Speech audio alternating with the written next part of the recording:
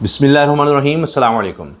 पुरस्रार मौत की खबर ब्रेकिंग न्यूज़ बन गई। ARY न्यूज़ से लेकर दीगर चैनल्स ने भी इसको शेयर किया और ब्रेकिंग न्यूज़ के तौर पर चलाया, क्योंकि ये मौत पुरस्रार भी कही जा रही है और इसकी अहमियत इसलिए भी है कि ये जाती उम्रा में बताया जा रहा है कि मौत हुई, और ये मरीम नवाज़ साहिबा के फ़ोन ऑपरेटर बताए जा रहे हैं जिनकी मौत हुई है। इसके बारे में अब तफसील जो अब तक सामने आई है उसमें ये कहा जा रहा है कि जाती उम्रा में तैनात टेलीफोन ऑपरेटर मुर्दा पाया गया। नासिर सेक्रेटेरिएट का मुलाजिम और CM हाउस में तैनात था। शवाहिद इकट्ठे करके लाश मुर्दा खाने मुंतकिल की गई।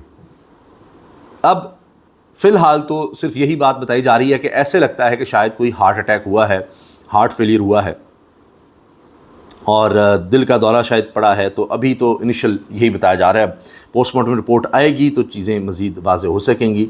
लेकिन हर तरफ लिखा ही जा रहा है कि जी पुरस्रार मौत, जाती उम्रा में तैनात टेलीफोन ऑपरेटर की पुरस्रार मौत।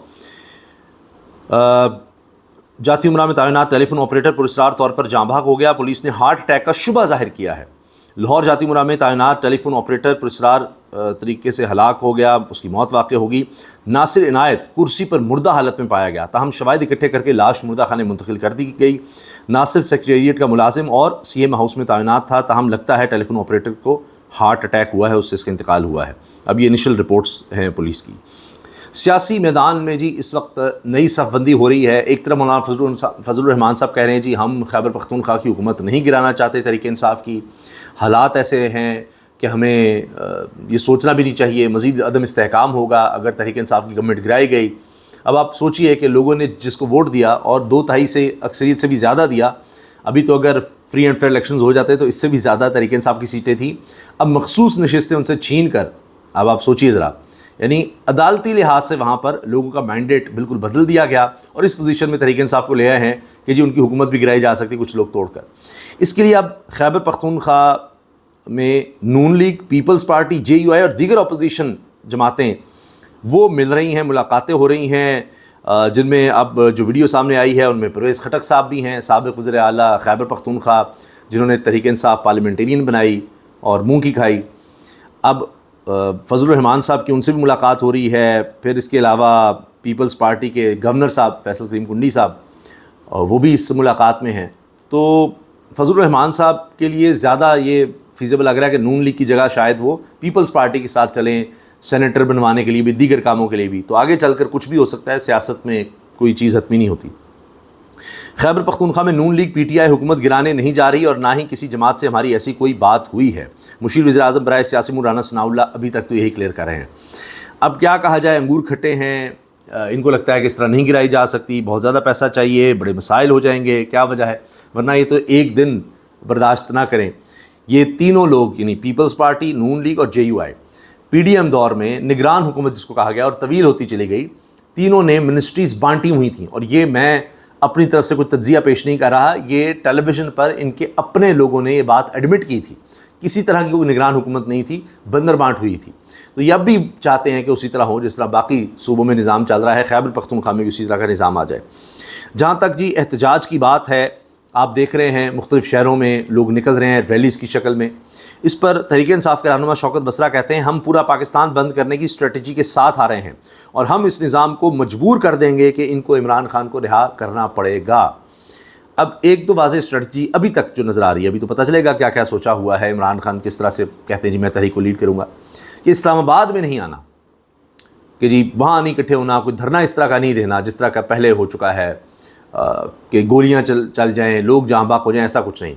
तो लगता है कि शहर शहर में, हर शहर में अपनी सतह पर, कौंसलर की सतह पर भी लोग निकलेंगे और फिर इसी तरह से इस तहरीक को जारी रखा जाएगा और प्रेशर जो है बढ़ाया जाएगा।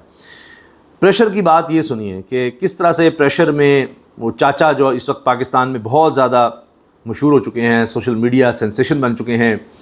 फिर लोग तो अब बिल्कुल उन्हीं की तर्ज पर कुछ और वीडियोज़ भी बना रहे हैं जिसमें हुकूमत की तारीफ़ करने लग गए हैं, कि फिर कहते हैं जी समझ तो आप गए होंगे।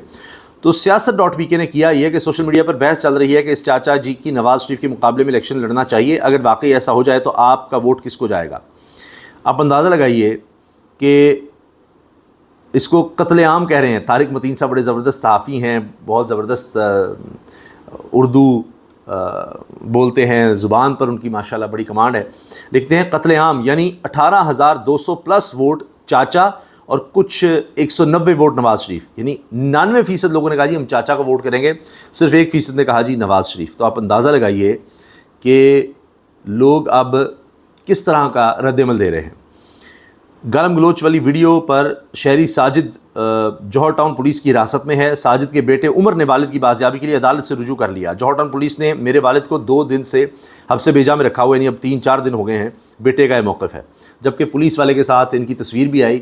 اب قانون یہ ہے، میں آپ سے جب کہتا ہوں نا کہ پاکستان میں کوئی قانون آئین پر عمل نہیں ہو رہا، ورنہ قانون یہ ہے کہ جب بھی آپ کسی ملزم کو گرفتار کریں گے، پولیس والے کبھی کریں گے کسی بھی بات پر، 24 گھنٹے کے اندر اندر اس کو آپ نے عدالت میں پیش کرنا ہے. پولیس نہیں رکھ سکتی اپنے پاس، یہ غیر قانونی ہے. اور 24 گھنٹے کے اندر پیش کر کے عدالت میں پھر اس کا ریمانڈ مانگا جاتا ہے، جی ہم نے سے تفتیش کرنی ہے، ہمارے حوالے کیا جائے، پھر عدالت اس کی اجازت دیتی ہے.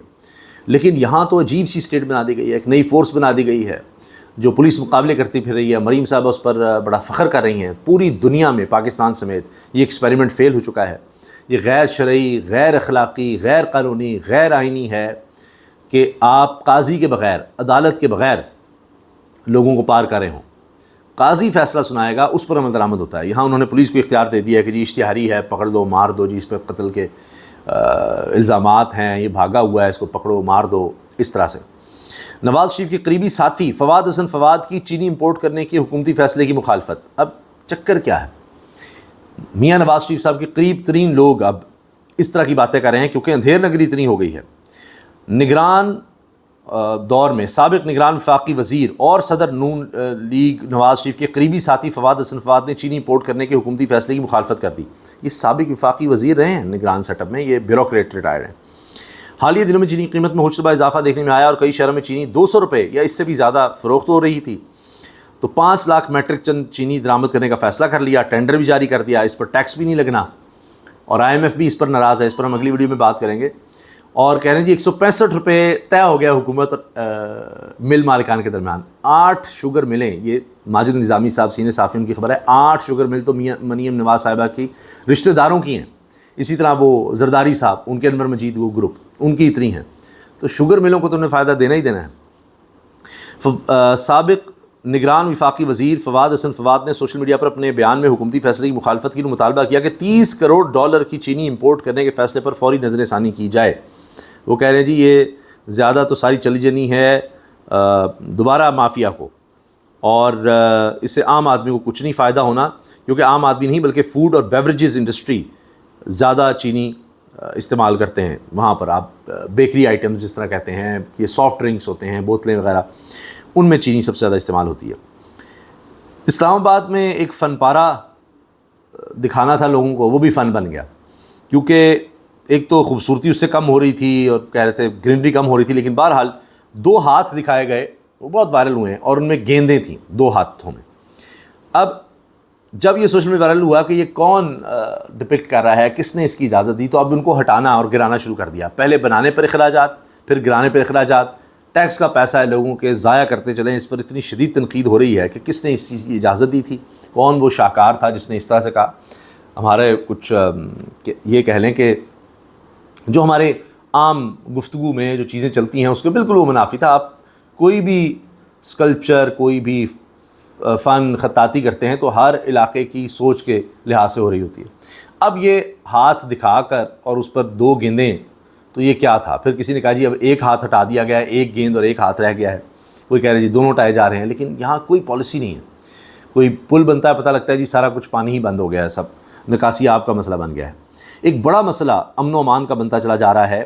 شاندار گلزار صاحبہ تحریک انصاف کی رہنما ہیں، انہوں نے اپنے ہی علاقے کے SHO کے خلاف پریس کانفرنس کا ڈالی ہے، اور اس میں وہ کہہ رہے ہیں جی ANP، JUI اور دیگر جماعتوں کے لوگ بھی ہمارے ساتھ ہیں، مشران ہیں، معززین ہیں. اور انہوں نے کہا جی یہ سیاسی پریس کانفرنس نہیں، غیر سیاسی پریس کانفرنس ہے. اس میں ہمارے پاس عوامی نیشنل پارٹی، JUI، PTI کے جتنے بھی علاقے کے مشران ہیں ان کو دعوت دی گئی ہے کہ کھڑے ہوں. کہہ رہے ہیں جی ہمیں تنگ کیا جا رہا ہے. وہ گبر سنگھ اپنے آپ کو کہتا ہے وہاں کا SHO، اگر اس کو نہ ہٹایا گیا پھر ہم سب پورا کوہاٹ روڈ ہی بند کر دیں گے. اور یہ سیاسی نہیں، غیر سیاسی یہ ہے. اور وفاقی حکومت مداخلت کر رہی ہے، ہمیں تنگ کیا جا رہا ہے، وہاں کے لوگوں کو تنگ کیا جا رہا ہے، معززین کو تنگ کیا جا رہا ہے، اور یہ وفاقی حکومت کے تحت سارا کچھ ہو رہا ہے اور ایس ایچ او کے ذریعے ہم لوگوں کو تنگ کر رہے ہیں۔